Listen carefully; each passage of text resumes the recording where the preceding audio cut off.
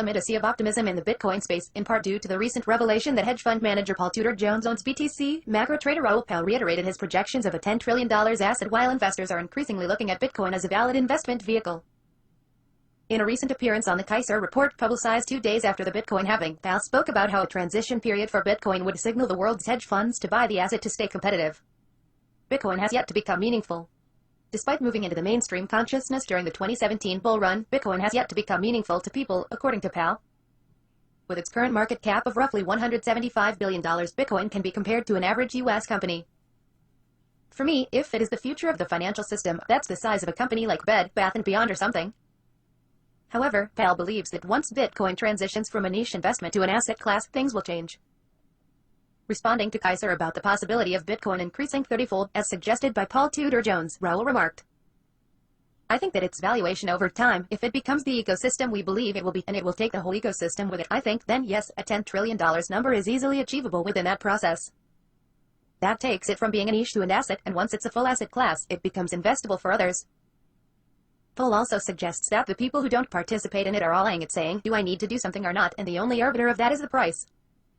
The market is basically short all the way up and scrambles to get in, so that's very interesting.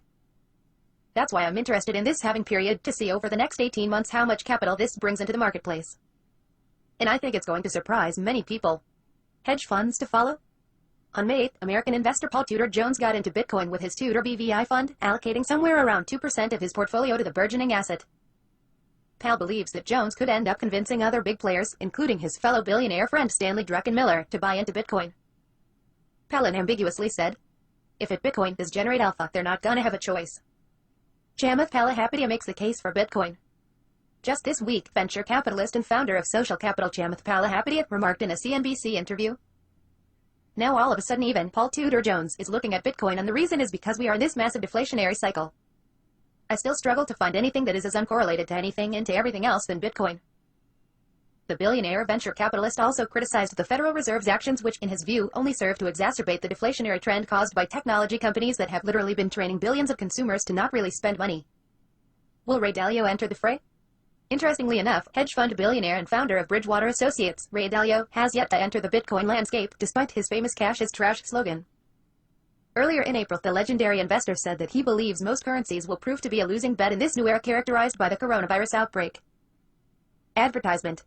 Google Tag.cmd push function Google Tag display in content 2.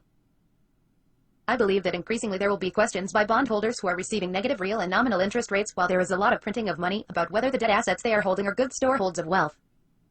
I believe that cash, which is non-interest bearing money, will not be the safest asset to hold. Interestingly enough, Dalio and Powell echo a similar sentiment when it comes to comparing the current crisis with the 1930s depression. Dalio has defended his skepticism towards cash by pointing towards historical precedent to which Powell also subscribes.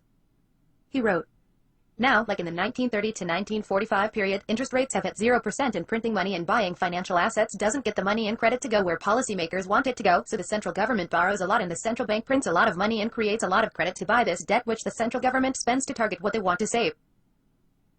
When one puts all the pieces together, there is a very real sense that hedge funds are wising up to the fact that Bitcoin might soon become an inevitable part of their portfolio, though admittedly, not at the same time.